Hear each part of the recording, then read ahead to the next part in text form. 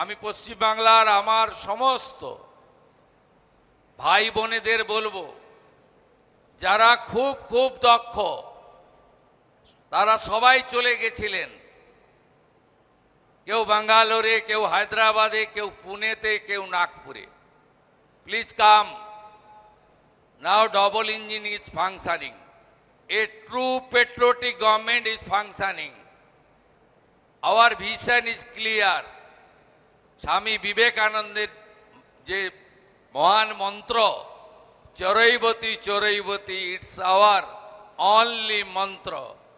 অতএব আসুন পশ্চিমবঙ্গে আমরা আপনাদের সবাইকে স্বাগত জানাবো। এবং finally I would like to say one thing, that L for Lok Kalyan, this is our main aim and object. T for transformation of West Bengal.